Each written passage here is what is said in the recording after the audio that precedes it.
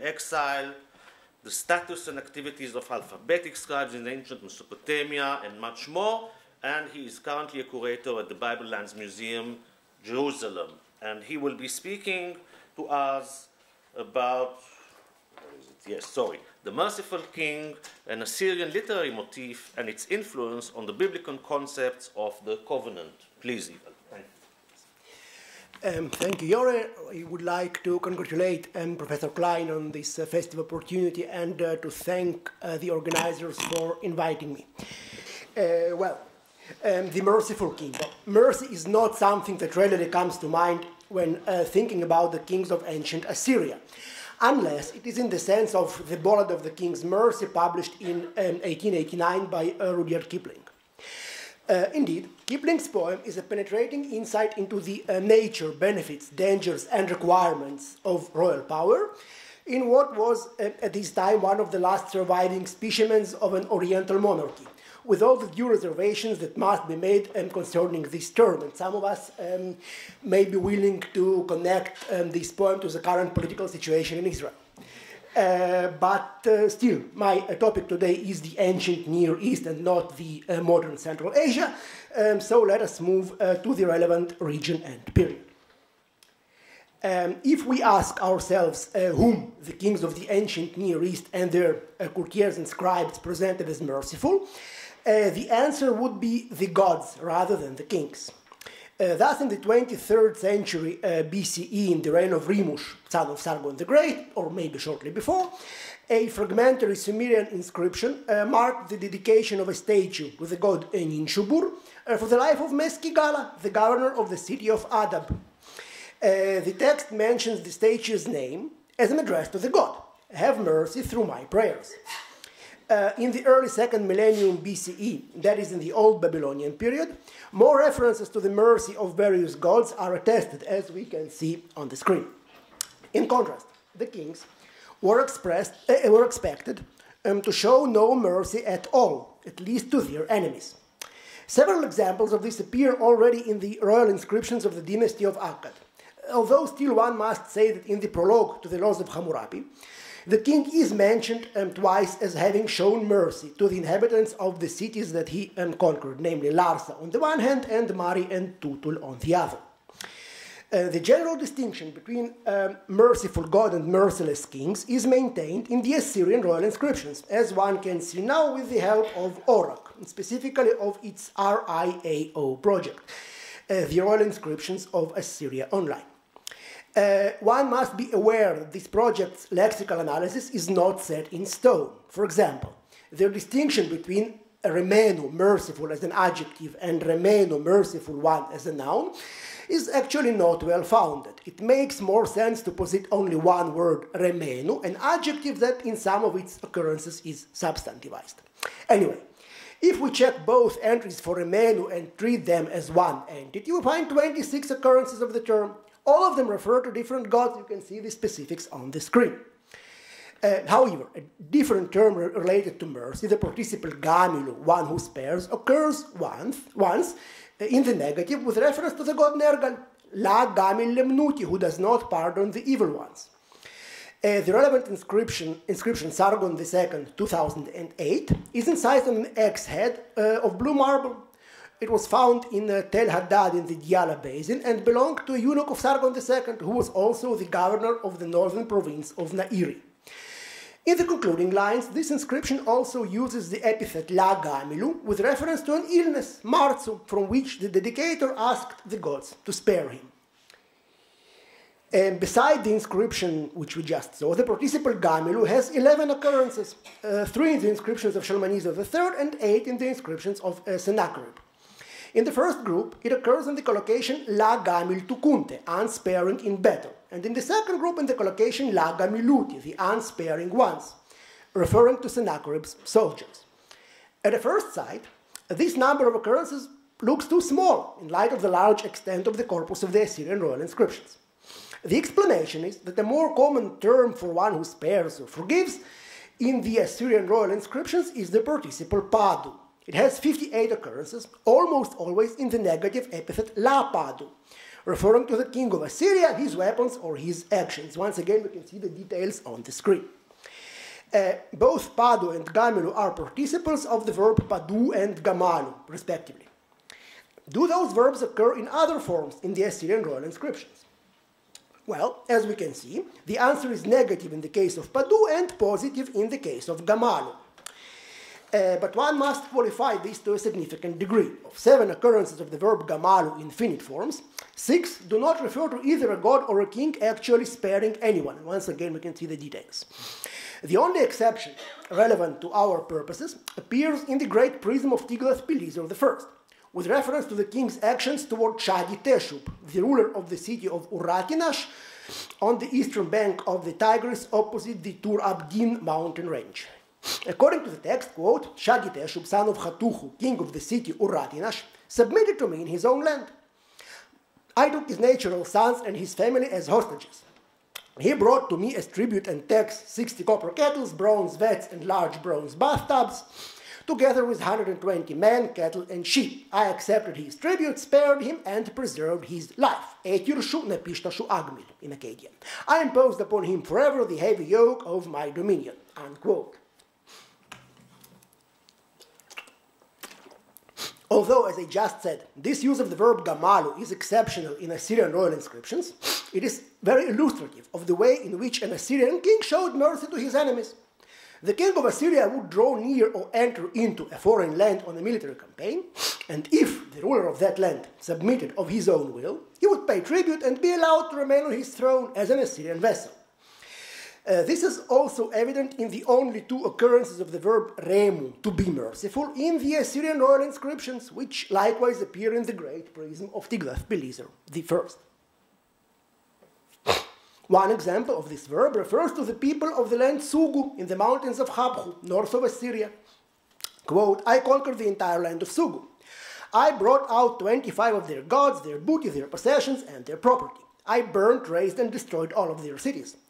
The remainder of their troops submitted to me, and I had mercy on them. Arem Shunuti. I imposed upon them tribute and impost, and regarded them as vassals of the god Ashur, my lord. Unquote. The other example in the same prism pertains to the city of Melid, modern Malatya in eastern Anatolia, where mercy was granted to the inhabitants of the city with their submission to the Assyrian king. A relatively rare abstract noun for mercy is remutu. Its occurrences in Assyrian royal inscriptions follow the same pattern of a foreign ruler submitting to the king of Assyria on the latter's military campaign and then being spared, but required to become Assyrian vassals and to pay tribute, of course. Interestingly, the earliest occurrence of this noun, in an inscription of Tukulti-Ninurta II, refers to a situation in which Amebal, the ruler of the Aramean kingdom of Bid Zamani in southeastern Anatolia, did fight against the Assyrian army, but eventually submitted and was spared, although again required to become a vassal. Still, since the kingdom of Bid Zamani had not been previously subordinate to Assyria, one cannot really speak of Amebal as a rebel, and the inscription of Tukulti-Ninurta II does not indeed mention him as such. Similar use of remutu as mercy shown to a foreign ruler who submitted to the king of Assyria with or without prior fighting, but not after a revolt, is attested in an inscription of Ashurnasirpal II and 3 inscriptions of Shalmaneser III, as we again can see on the screen. Anyway, the noun used most commonly for mercy or compassion in Assyrian royal inscriptions is not remutu but remu. Originally, it had a very physical, even anatomical meaning, womb. This meaning is attested in an inscription of Ashur-Resha Ishi I. Elsewhere, remu occurs 82 times in Assyrian royal inscriptions, mostly as mercy shown by the kings of Assyria to foreign rulers who submitted to them, again with or without prior fighting, but not after a revolt. A good example appears once more in the great prism of Tiglath-Pileser I, with reference to his campaign to the region of Nairi, between the upper Tigris and Lake Van in eastern Anatolia. Here we see a group of kings of different lands in Nairi who had not been submissive to Assyria, who fought against the Assyrian king, were defeated, but then were pardoned and turned into Assyrian vassals. One of them, Seni, is even mentioned by name. A more interesting example occurs in the Annals of Sargon II, inscribed on the slabs of room 2 of his royal palace in Khorsabad. Here the events of Sargon's 6 regnal years, 716 BCE, are presented. At that time, 2 governors in Wishdish and Zikirtu, districts of the land of Mania in northwestern Iran, were persuaded by Rusa I of Urartu to revolt against Sargon and against Azza, the king of Mania, whom Sargon had put on the throne as his vassal. The rebels killed Azza, and then his brother Ulusunu rose to the throne of Mania. Initially, Ulusunu took part in the revolt and even persuaded 2 other local rulers to rebel against Sargon. But when his royal city was conquered, Ulusunu, who had fled, submitted to the king of Assyria. Sargon had mercy on him and his people, Arshishunuti Remu, as he says, and allowed Ulusunu to rule as an Assyrian vassal, while the other rebel leaders were either killed or deported. Still, Ulusunu did not rule over Mania before the revolt, and was perhaps not bound personally by a loyalty oath to Sargon, as were his father Iranzu and his brother Azza. This may explain Sargon's decision to pardon him. Now, let us jump a few generations to Sargon's great-grandson and the last king under whom Assyria was still a world empire, namely Ashurbanipal. As is well known, Esarhaddon, the father of Ashurbanipal, had conquered Egypt in his 10th regnal year, 671 BC. 2 years later, a revolt broke out in Egypt, and Esarhaddon set out on a campaign to suppress it, but died on the way. The task of restoring Assyrian domination over Egypt fell to Ashurbanipal, who set out on a campaign of his own in 667 BCE. A detailed account of this campaign is preserved in a recension of Ashurbanipal's annals known as Prism A, now Ashurbanipal 11 in the numeration of RIAO and RINAP. After the army of Taharka, king of Kush, who had instigated the rebellion in Egypt, was defeated in Memphis, Taharka retreated to Thebes and then fled further south. At this stage, Ashurbanipal reappointed in Egypt different local kings whose rule had been earlier approved by Esarhaddon. Yet, it was not the end of it. As the narrative of Prism A continues, quote, afterwards, those kings, as many as I had appointed, sinned against my treaty and did not honor the oaths sworn by the great gods. They forgot the kindness that I had done for them, and their hearts plotted evil deeds. They spoke words of treachery and decided among themselves on a profitless decision. And to establish treaties and peace ad Deu Salime, they dispatched their mounted messengers to Taharka, the king of Kush. Eunuchs of mine heard these words. They seized their mounted messengers along with their messages, and they saw their deceitful acts. They seized those kings and clamped their hands and feet in iron fetters and iron handcuffs. The oath sworn by the god Ashur, the king of the gods, defeated them. And my kindness, which I had done for them as a favor, called to account those who had sinned against the treaty sworn by the great gods. As for those 20 kings who had constantly sought out evil deeds against the troops of Assyria, they brought them alive to Nineveh before me. Among them I had mercy, Remu Arshima, on Necho, and I let him live. I made his treaty more stringent than the previous one, and I established it with him. Where the father who had engendered me had appointed him as king in the city Sais, I returned him to his position. Unquote. So here we have a king, Necho I of Sais, on whom a sworn treaty of vassaldom to Assyria had been imposed, who transgressed that treaty and sought an alliance with Taharka, but then was captured and sent to Assyria. Yet, he was shown mercy and returned to Sais, where he would rule and where his son Psamtikos I would found the 26th dynasty of Egypt a few years later. Another remarkable episode from Ashurbanipal's reign concerns Baalu, the king of Tyre. Prism A records the military campaign against him as Ashurbanipal's third campaign. But since the arrangement of the campaigns in Ashurbanipal's annals does not follow a real chronological order, those events most likely took place after Ashurbanipal's campaign to Babylonia against Urtaku of Elam, that is after 664 BC. As is well known, Baalu of Tyre had concluded a vassal treaty with Esarhaddon, Ashurbanipal's father. Moreover, he is mentioned in Ashurbanipal's Prism C, along with Manasseh of Judah, as one of the Levantine kings whose troops supported Ashurbanipal on his first campaign to Egypt. Still, Baalu rebelled, and Ashurbanipal had to besiege his city. Apparently, he did nothing more than impose a naval blockade on Tyre, but it was sufficient to make Baalu surrender. Yet, after the surrender, Ashurbanipal, quote-unquote, had mercy on the king of Tyre, so he let him stay alive and even continue to rule the city. Even the son of Baal, whom he sent to the Assyrian court as a hostage, was eventually returned to Tyre, and Ashurbanipal saw no problem in mentioning this fact in his royal annals.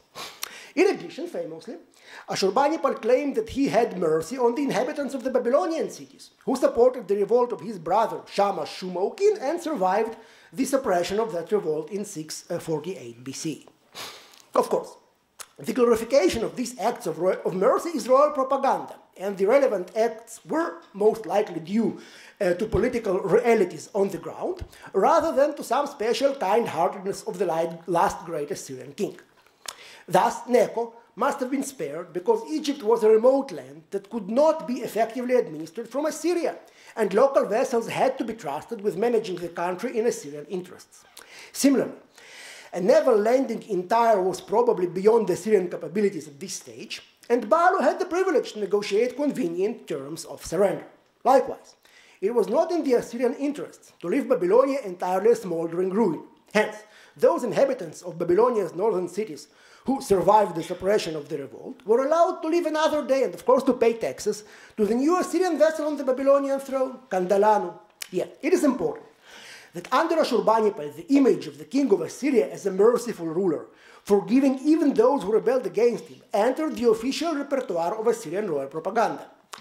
This propaganda survived the death of Ashurbanipal and the end of the Assyrian Empire itself, as can be seen from the Aramaic epic of Ashurbanipal and Shamash Shumokin in the Demotic papyrus Amherst 63, recorded in Egypt sometime between the 4th and the 2nd century BCE. Thus, in Ashurbanipal's reign, we can speak of the king's mercy, and not in the sense of Abdur Rahman the Durrani chief, as an established literary motif. Now, why is all of this significant for the biblical concepts of covenant? In the Pentateuch, there are two well-recognized literary units containing God's commands to his people and ending with a series of blessings and curses. One is the Holiness Code in Leviticus 17 to 26, and the other is the Deuteronomic Code in Deuteronomy 12 to 28. Their structural similarity to the Neo-Assyrian Adé treatise and the likely influence which the Assyrian treatise had on these biblical law codes have been well recognized. Yet, in the Assyrian treatise, the curses that are to befall an unfaithful vessel are irreversible, and his punishment irredeemable.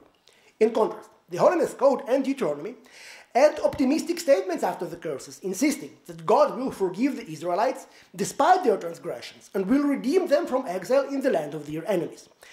This is a straightforward conclusion to the Holiness Code at the end of Leviticus 26. In Deuteronomy, the matter is somewhat more complicated because the statement of future redemption appears after the Deuteronomic Code proper, in the appended speech of Moses in Deuteronomy 30. Still, the promise of God's forgiveness and redemption is there. Is this promise unique to the biblical concept of covenant? The scholars who address this topic often emphasize that it is. We can see an example from an article by Jože Krašovec of 1999 on the screen now. Similar views can be found in Jacob Milgram's monumental commentary on Leviticus of 2001, which presents repentance as a unique concept derived from the teachings of Israel's prophets. Another example can be found in a more recent article by Georg Fischer in a volume dedicated to Milgram's legacy in 2015. However, if the Holiness Code and Deuteronomy were originally composed in or soon after Ashurbanipal's reign, as I think they were, their authors would have easily seen through the threatening rhetoric of the Assyrian Adé treatise and would have understood that when the circumstances required, even the king of Assyria found it reasonable to pardon his rebellious vassals and to admit as much in his official royal statements. Then, it was only a small step to extend the same traits of forgiveness and mercy to the God of Israel, while ascribing them to God's special love of his people instead of practical political considerations. Thank you.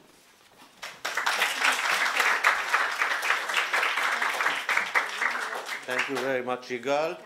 So we'll have time just for one or two comments, please, and questions, and then we have to end our session. Please.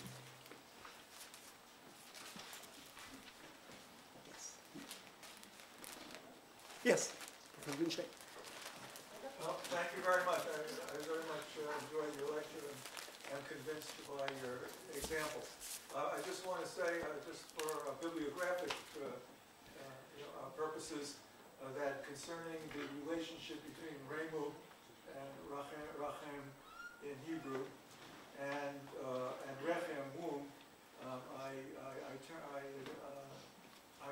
you to David Sperling's article in the Held Memorial volume, JANES 19, where he distinguishes Racham 1 and Racham 2, Okay. and this can be dissociated. Well, thank you. Thank you. More questions or comments? Well, not more, the last one actually. Okay, so we thank Yigal, of course, and let's thank our speakers.